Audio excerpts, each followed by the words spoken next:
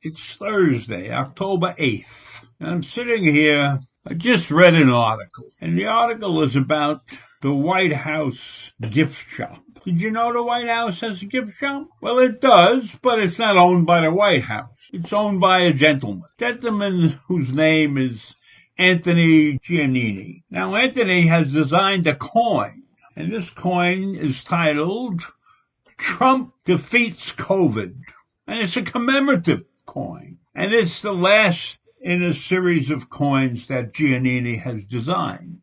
Now, there's nobody at the White House who's taking credit for this. Giannini's doing this all by himself. The advertising for the coin says it celebrates Trump's ascendance over and personal defeat of the deadly COVID pandemic virus. Now, I haven't seen a picture of this coin. There's no picture of this coin available right now. But it's on sale for $100. And according to Giannini, whether we like it or not, President Donald J. Trump is strong to a mythic level. I don't know what mythic level he's talking about, because there are many evil people like Hades or Wendigo who roved the forest in Nova Scotia. But I will make the assumption that Giannini is choosing somebody like Zeus as a representation of Trump's mythic qualities. In any event, Trump's latest episode is he asserted that people should get out there and not fear COVID-19. He's telling that to people after there's 210,000 dead in the U.S. And he has constantly said that the flu is much more dangerous than COVID-19.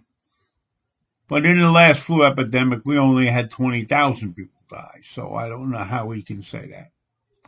In any event, many medical professionals are upset with the things that Trump has recently said and asked people to do. So on top of his speeches, he has gone on Facebook and on Twitter and wrote some things. And this is what Facebook and Twitter did. They took action on the posts that Donald wrote. Action for violating their rules against coronavirus misinformation by suggesting that COVID-19 was just like the flu. Facebook took the post down, but not before it was shared 26,000 times.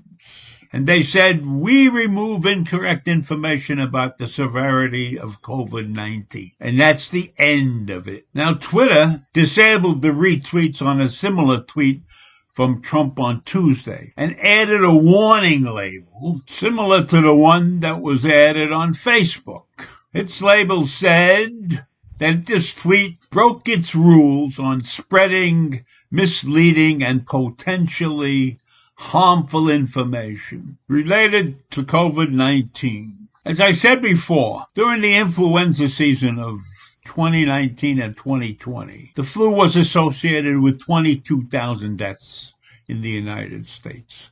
Yet the president insists that the flu was more dangerous than COVID-19. Now, who in their right mind could say that the flu was more dangerous than COVID-19 when COVID-19 has killed 10 times as many people as the flu last year? So it's a terrible situation when we had the leader of our country telling people to go about their business, taking his mask right off even though he knows he's infected with this dreaded disease.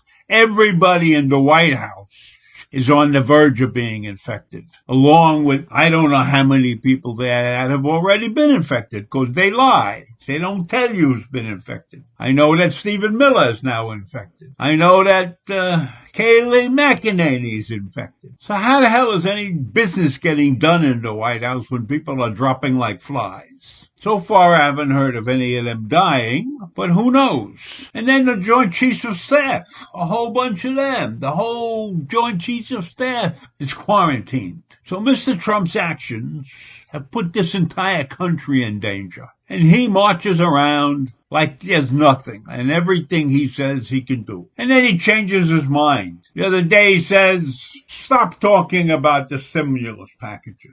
And then yesterday morning he said, give everybody $1,200. Can't make up his mind. Now I could say that part of his problem is that he's delirious from the disease that he's carrying around with him. But I can't honestly say that because he was delirious long before he got this disease. And this business about getting out there and not fearing COVID-19 is nonsense. Nonsense. It's not what you say after you spent 3 nights in the best hospital in the country and you got treatment that nobody else in this country could get.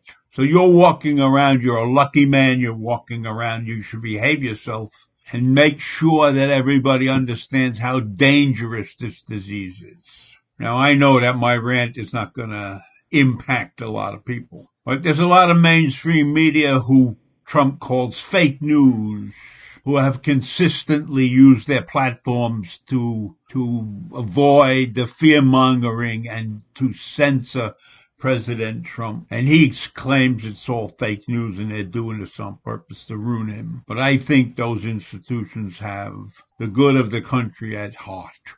So I don't know what's going to happen. I don't know how fast he's going to recover. He is a 74-year-old guy who is not in the greatest shape in the world. So let's hope everything turns out all right and that he gets better. And let's hope that our election gets off on the right track and runs without any hitches. Because I don't want to be sitting here next March worrying about who's the next president. Anyhow, have a great day. I'll see you in the morning.